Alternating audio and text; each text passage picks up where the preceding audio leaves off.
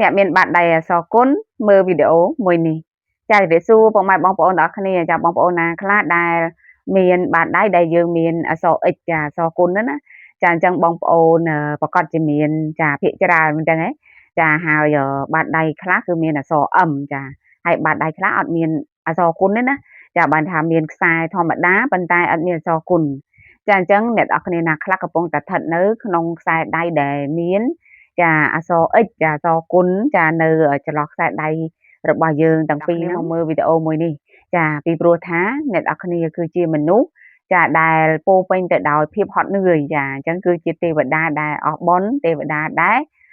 មកសាងកុសលជួយមនុស្សចានៅក្នុងឋានកណ្ដាលអញ្ចឹងហើយជីវិតគឺជួបប្រទះតែនឹងភាពចាហត់នឿយច្រើនជាងគេចាហើយមិនសូវជាមានអ្នកដែលទំនុកបំរុងទេគឺជាអ្នកដែលប្រឹងប្រែងដោយខ្លួនឯងហើយខ្លួនឯងនេះគឺជាអ្នកទំនុកបំរុងគេមើលថែគេអាណាព្យាបាលគេចាហើយមានតែគេហ្នឹងគឺទៀមទាពីយើងថែមគឺគ្មានគុណសម្បត្តិអ្វីឡើយចាកំពុងតែតូចចិត្តតូចថ្លើមហើយកំពុងតែអស់សង្ឃឹមក្នុងជីវិតផងដែរមិនចឹងហ៎ចឹងគឺមកមើលវីដេអូមួយនេះចានៅក្នុងយុគ9នេះអ្នកដែលមានបាតដៃគុណគឺរីកចម្រើនខ្លាំងដោយសារតែគឺទទួលសារពីចក្រវាលទទួលសារពីព្រះអំពីរបៀបនៅក្នុងការដែលឲ្យអ្នកនរគ្នាបានចម្រុងចម្រើនចាដូច្នេះយើងនឹងទៅជជែកគ្នាអំពី3វិធីនៅក្នុងការធ្វើឲ្យមាននៅលាភសំណាងទាំងអស់ហ្នឹងទាំងអស់គ្នា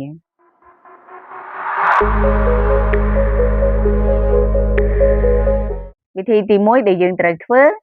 គឺតាក់ទងទៅនឹងការដាក់គោលដៅ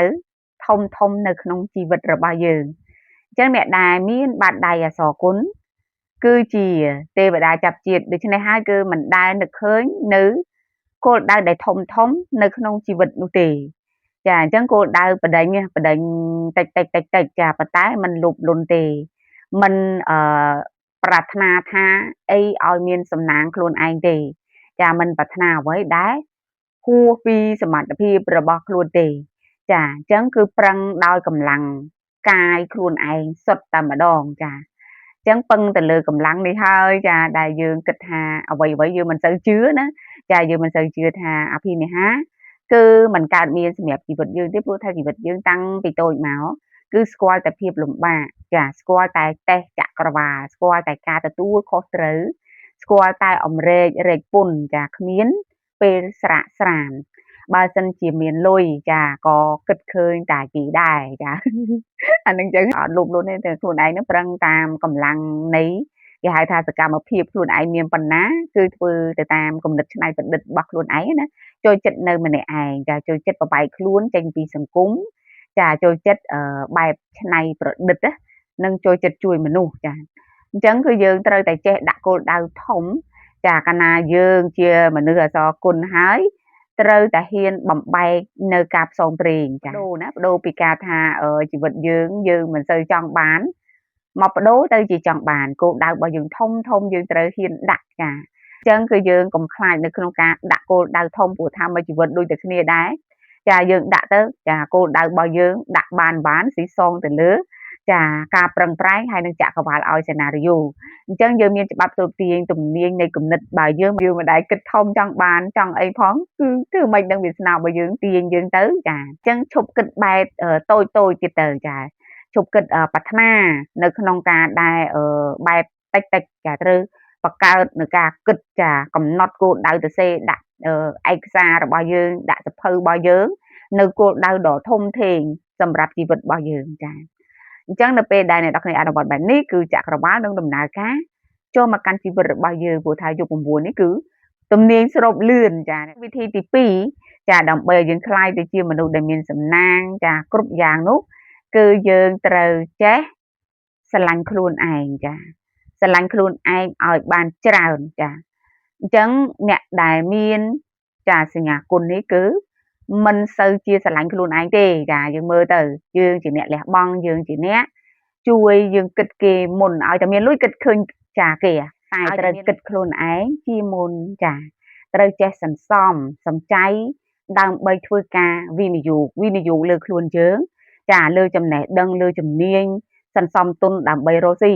ចាដើម្បីធ្វើឲ្យខ្លួនយើងមានបានចា ចឹងកាលណាខ្លួនយើងមានបានចាំយើងជួយគេទៅវាបានផលចាបើមិនយើងបិចចាយើងបិចរហូតយើងបិចខ្លួនឯងរហូតចាគ្រួសាររបស់យើងជួយធំហ្នឹងក៏អត់បានចាអញ្ចឹងគឺខ្លួនយើងហ្នឹងវាកាន់តែត្រូវបានគេចុងក្រោយដឹងតែគេមើងងាយអ្នកណាត្រូវបានគេមើងងាយខ្លះចាខមមិនមកខាងក្រោមចាទទួលការជឿចាប់ទេចាអញ្ចឹងបាច់ជឿចាប់ទេដោយសារតែលទ្ធផលរបស់យើងគឺអញ្ចឹងធម្មតាទេអញ្ចឹងគឺយើងត្រូវចេះស្រឡាញ់ខ្លួនឯងឲ្យបានច្រើនចេះសន្សំសំចៃចេះចាបង្កើតផែនការវិនិយោគដើម្បីយើងខ្លួនឯងនេះធ្វើកិច្ចការងារធំដុំចាមិនមែនថាមិនឲ្យជួយគេទេតែថ្ងៃក្រោយយើងមានមហិច្ឆតាចង់ជួយគេដែរតែឲ្យខ្លួនយើងនឹងមានសិទ្ធិអញ្ចឹងណាចាឲ្យខ្លួនយើងមានបានសិនអ្នកនរគ្នាត្រឡប់មកមើលថែខ្លួនឯងឲ្យបានច្រើនស្រឡាញ់ខ្លួនឯងឲ្យបានច្រើនកុំទាមទារការស្រឡាញ់គឺមានតែខ្លួនយើងនេះឯងចាយើងយកដៃមកអោបខ្លួនយើងចាពេលយប់ឡើងអោបខ្លួនយើងខ្ញុំស្រឡាញ់អ្នកយើងហៅឈ្មោះយើងអ្នកបកែណាចាអ្នកគឺពិតជាមានសំណាងណាចាយើងធ្វើបែបហ្នឹងអ្នកនរគ្នាចា21ថ្ងៃនឹងឃើញថាធម៌ពលនៅក្នុងខ្លួនរបស់យើងគឺកាន់តែមានបារមីកាន់តែមានរិស័យសំណាងនឹងចូលមកកាន់ជីវិតរបស់យើងហើយនៅវិធីទី3គឺតកតងទៅនឹងការដែលយើងត្រូវអនុវត្តការសមាធិចាអ្នកនរគ្នាមើលតួបាត់ដៃរបស់យើងបើសិនជាយើងឃើញជាទម្រង់ចាដែលអីសីសមាធិចាទម្រង់ដូចមនុស្សអង្គុយសមាធិចឹងគឺបានន័យថាគេទាមទារឲ្យយើងនឹងអនុវត្តនៅការសមាធិចាជាគោលព្រោះថាយើងនឹងគឺរៀងអវិជ្ជមានច្រើនយើងតូចចិត្តតូចថ្លើមច្រើនអញ្ចឹងទៅយើងមិនសូវជឿទៅលើវាសនាមានស្ដុកស្ដំអីសំណាងអីចឹងណាចាអញ្ចឹងគឺយើងរៀងឆេវឆាវរៀងមាននេះចាហើយយើងត្រូវប្រើសមាធិជាគោលអ្នកនរគ្នាដោយសារតែចិត្តយើងក្តៅនឹងឯងបើលៀបដំណើរចិត្តទៅរត់ចេញពីយើងចាត្រូវតែសមាធិជាគោលហ្វឹកហាត់ការសមាធិខ្យល់ទៅហើមឲ្យមានធម៌ពលត្រជាក់ត្រជុំមានគេហៅថាមានភាពស្មើគ្នានៃផ្លូវចិត្តចាសមតលផ្លូវចិត្តចាផ្លូវចិត្តមានលំនឹងចាហើយផ្លូវចិត្តរបស់យើងគឺចេញពីភ្លើងចេញពីធ្យូងដែលឆេះទៅជាផ្ការីកស្គុះស្គាយទៅជាវាស្មៅពណ៌បៃតងចាទៅជាពន្លឺស្រស់ស្អាតចាអញ្ចឹងអ្នកដែលគាត់ប្រើច្បាប់ទៅទៀតគឺគាត់ដឹងហើយចាអ្នកដែលអនុវត្តគឺផ្លូវចិត្តរបស់គេនឹងបដូរភ្លាមចាតែបើអ្នកដែលយើងអត់ដឹងគឺយើងធ្វើការសមាធិទៅដើម្បីរងាប់ចិត្តរបស់យើងនឹងឲ្យស្ដុកស្ដំឡើងវិញចាឲ្យធ្វើការគេហៅថា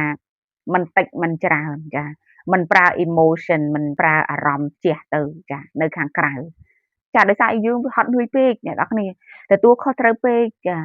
គ្រប់យ៉ាងគឺខ្លួនឯងពេកដល់អញ្ចឹងទៅគឺយើងអត់អាចទប់អារម្មណ៍របស់យើងបានទេបើមិនអង្គុយសមាធិមួយថ្ងៃ15នាទីទៅកន្លះម៉ោងទៅ1ម៉ោងយើងទប់ចិត្តអត់បានមនុស្សណាដូចមនុស្សណាចាអញ្ចឹងគឺយើងយកសមាធិជាគោលជីវិតរបស់យើងនឹងផ្លាស់ប្រែទៅជាល្អប្រសើរមានសំណាងអញ្ចឹងណាចាអញ្ចឹងសំណាងរត់រគឺលុះត្រាតែយើងខ្លាយទៅជាមេដៃសំណាងអញ្ចឹងប្រូក្រាមឲ្យខ្លួនឯងមានសំណាងស្រឡាញ់ខ្លួនឯងឲ្យបានច្រើនអនុវត្តការសមាធិនិងដាក់គោលដៅធំសម្រាប់ជីវិតរបស់យើងចាអញ្ចឹងអរគុណច្រើនអ្នកនរគ្នាចាបើសិនជាអ្នកនរគ្នាណាដែលមានអសរគុណគឺអនុវត្ត3វិធីនេះឃើញថាជីវិតរបស់យើងនឹងមានការប្រែប្រួលសំណាងហើយនឹងមានក្តីស្រឡាញ់មានអ្នកទំនុកបំរុងច្រើនជាងមុនចាវីដេអូមានប៉ុណ្ណឹងចាជូនពរអ្នកនរគ្នាមានសំណាងទាំងអស់គ្នាអ្នកដែលមានបាតដៃគុណណាចាអញ្ចឹងយើងជួបគ្នាប៉ុណ្ណឹងសិនបើសិនជាអ្នកនរគ្នាចង់ស្វែងរកនៅវីដេអូបន្ថែមចាពីការរៀនចាដូចជារៀនសមាធិសូត្រលួយផ្សេងចាភ្លេងវិបស្សនាជួយចាហើយនឹងការរៀន VIP អាចឆាតទៅ Telegram របស់អ្នកគ្រូបានការវិនិយោគនៅក្នុងការរៀនគឺជាការជួយជំរុញធម៌ពលចិត្តវិញ្ញាណរបស់អ្នកនរគ្នាឲ្យកាន់តែល្អប្រសើរក្នុងការស្រូបគោលដៅដែលអ្នកនរគ្នាចង់បាន